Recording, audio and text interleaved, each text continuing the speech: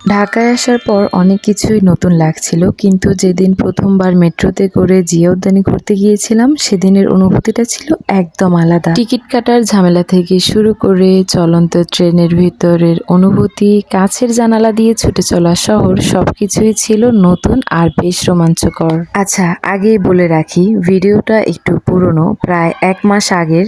দেরিতে আপলোড দেওয়ার জন্য সরি, তবে কিছু মুহূর্ত সময় পেরিয়েও তার গুরুত্ব হারায় না। আজকে শেয়ার করছি ঠিক তেমনই একটা দিনের গল্প।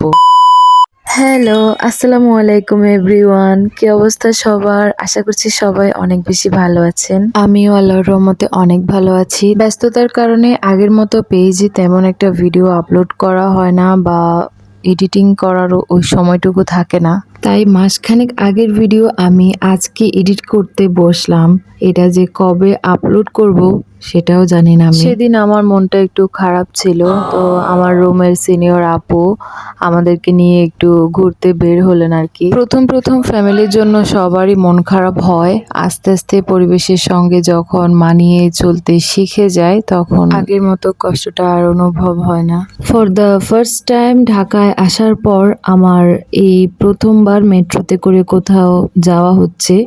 এর আগে আমি আর মেট্রোতে করে কোথাও যাইনি, তাই একটু মনের মধ্যে এক্সাইটমেন্ট কাজ করছিল। আমাদের বেশিক্ষণ অপেক্ষা করা লাগেনি, আমরা আসা মাত্রই ট্রেন চলে আসে আর আমরা ট্রেনের ভিতর প্রবেশ করি। তারপর আর কি ট্রেনটা তো দ্রুত চলা শুরু করলো, আর আমরা ট্রেনের ভিতর থেকে কাছের জানালা দিয়ে বাইরের দৃশ্যটা দেখছিলাম। মানে শহরের এই মনোরম সুন্দর ভিউটা আমরা এনজয় করছিলাম আর ফোনে ক্যাপচার করছিলাম। খুবই ভালো লাগছিল। একদম অল্প সময়ের মধ্যে আমরা আমাদের গন্তব্যস্থলে পৌঁছে যাই। বিজয় সরণি স্টেশনে নেমে গিয়েছিলাম আমরা, যেহেতু জিয়া উদ্যানে যাব তাই এখানে আসতে হবে। এখানে আসার পর আমার বারবার শুধু ফুলের দিকেই চোখ যায়। এই ফুলগুলো যে এত সুন্দর লাগে, এত কালারফুল, মানে দেখলেই মন শান্তি হয়ে যায়। এরপর আমরা সেখান থেকে রোড পার হয়ে বাম সাইডে চলে আসি আর কি।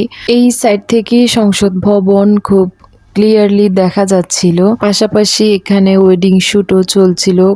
3টা কাপলের ওয়েডিং শুট চলছিল, তো সেটাও আমরা দেখছিলাম। দেন আমরা আবারও রোডটা পার হয়ে ডান পাশে চলে আসি। জিয়া উদ্যান তো মূলত এই দিকেই, মানে এই পুকুরের ওই পাশে হচ্ছে জিয়া উদ্যান, আর এই পাশে রোড সাইডের খাবারগুলো বিক্রি করে, তো আমরা সেগুলো ট্রাই করব। প্রথমে পোড়া রুটি আর মালাই চা নিয়ে নিলাম আমি আর তুষি আপু মিলে। আমার কাছে তো স্পেশালি এই চায়ের টেস্ট খুবই ভালো লেগেছে।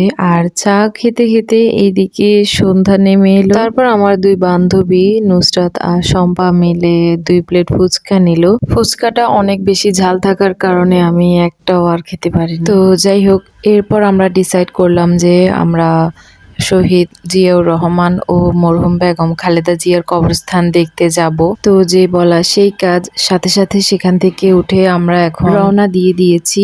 আর এই ব্রিজের মধ্য দিয়ে যাওয়ার সময় আমরা সবাই মিলে কিছু ছবি তুলে নিয়েছিলাম। এখানে আসার আগে আমি চিন্তাও করিনি যে আমি ঘুরতে এসে বেগম খালেদা জিয়া ও তার স্বামীর কবরস্থান একদম নিজের চোখের সামনে কাছ থেকে দেখতে পারবো।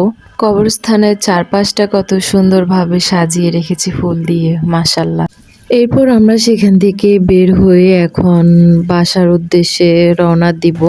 সবাই মিলে বাই দাও। Bye bye. দিনের বেলায় আসলে আরো সুন্দরভাবে সবকিছু ভিজিট করা হতো। যাই হোক, এখন আমরা একটা রিক্সা নিয়ে 4 জন একসঙ্গে উঠে পড়লাম। মানে আসার সময় আমরা একসাথে এসেছি, এখন যাওয়ার সময় একসাথে যাব, তাই এই 2 জনকে আমরা কোলে নিয়ে বসে পড়লাম। কি একটা অবস্থা, মানে এত বড় বড় মেয়েদেরকে কোলে নিয়েও এখন রিক্সা করে যাতায়াত করতে হচ্ছে। এই ব্যাপারটা আমরা অনেক এনজয় করেছি। তো আজকের এই ভিডিওটা এখানেই শেষ করছি। সবাই ভালো থাকবেন, সুস্থ থাকবেন। আল্লাহ হাফেজ।